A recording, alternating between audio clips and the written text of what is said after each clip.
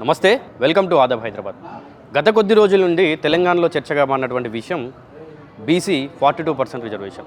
So మరి ఇది గత కొద్ది రోజుల నుండి పోరాడుతున్నప్పటికీ పంచాయతీ ఎన్నికలు, స్థానిక సంస్థల ఎన్నికలు పాత పద్ధతిలో 22% కాకుండా 17% తోటే అయినాయి.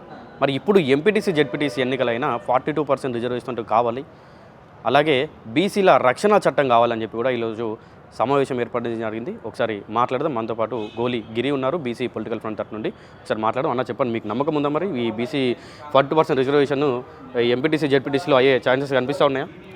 తప్పకుండానా అయ్యే ఛాన్స్ కాదు, ఖచ్చితంగా మేము లాక్కుంటామని తెలియజేసుకుంటున్నా. ముఖ్యంగా మనకు పంచాయతీ ఎలక్షన్లలో 42% రిజర్వేషన్ లేకుండా బీసీలను 17%కే పరిమితం చేసి కుట్రపూరితమైనటువంటి ఎలక్షన్స్ని నిర్వహించడం జరిగింది. అయినప్పటికీ కూడా ఏదైతే బీసీ జనాలు ఆ ఎలక్షన్లో పోటీ చేసి ఓడిర్రో, ఓడి గెలిచినాం, గెలిచి రేపు ఓడగొడుతున్నాం.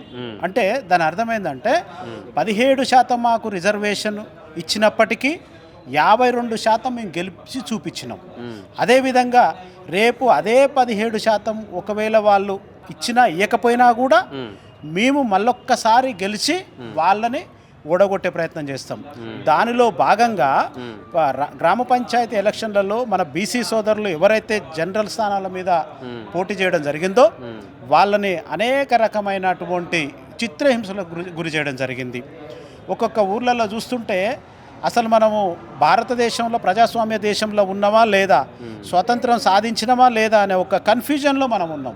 ఎందుకంటే రాజ్యాంగబద్ధంగా మన బీసీలకు ఉన్నటువంటి హక్కులని ఇప్పుడున్నటువంటి అగ్రవర్ణాలు కాలరాస్తూ వాళ్ళకొచ్చే హక్కులను గుంజేసుకుంటూ రాజకీయంగా ఎదగకుండా అనేక రకాలుగా వాళ్ళని చిత్రహింసలు చేయడం జరుగుతుంది.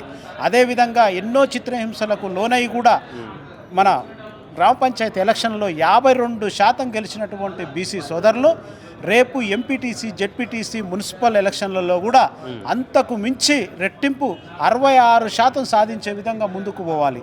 దానికి మనల్ని మనం ముందుగా రక్షించుకోవాలి. అగ్రవర్ణాల నుంచి ఉన్నటువంటి ముప్పును మనము ఎదుర్కోగలగాలి. దానికి చట్టం ఉండాలి.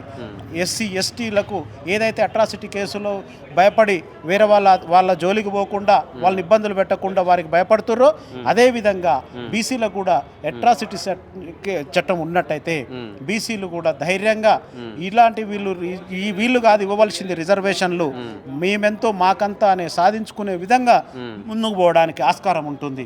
దానికి ఈరోజు political intellectual forum Chiranjeevi sir గారు మరియు బీసీ పొలిటికల్ ఫ్రంట్ బాలరాజ్ అన్న గారు ఇద్దరు సంయుక్తంగా ఈరోజు బీసీల కోసం మేము కూడా వెన్నంటి ఉండాలనే ఉద్దేశంతో, బీసీలకు రక్షణ చట్టం సాధించాలనే ఉద్దేశంతో ఈరోజు ఈ సమావేశం నిర్వహించడం జరిగింది. మేము బీసీలందరం కూడా ఈ చట్టాన్ని సాధించుకుంటాం. రాబోయే ఎలక్షన్లో ఒకవేళ చట్టం ఆలోపు వచ్చినా రాకపోయినా కూడా మేమెంతో మాకంతా అని సాధించుకుంటామని తెలియజేసుకుంటున్నాను. అంటే ఇప్పటికీ ఏం చెప్తారు మరి? అంటే ఇప్పటికీ మీరు పోరాడుతూ ఉన్నారు, ఒక పక్క పంచాయతీ ఎన్నికలు అయిపోయినాయి, జెడ్పీటీసీ ఎన్నికలు రాకపోతున్నాయి. ఒకవేళ కనుక 42 రిజర్వేషన్ అమలు కాకుండా 9th షెడ్యూల్లో చేర్చకపోతే ఎట్లా, ఏం చేస్తారు మీరు? రాకపోయినా కూడా సాధించుకుంటామనే దమ్ము ధైర్యం మాకుంది.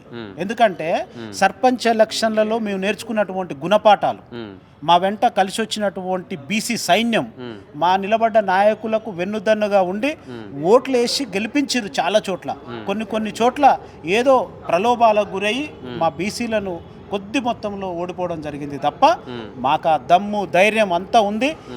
10% ఉన్నటువంటి అగ్రవర్ణాలను 90% ఉన్నటువంటి బీసీ, ఎస్సీ, ఎస్టీ వర్గాల ఖచ్చితంగా పోరాడుతాం, ఓడిస్తాం, రాజ్యాధికారాన్ని సాధించుకుంటాం.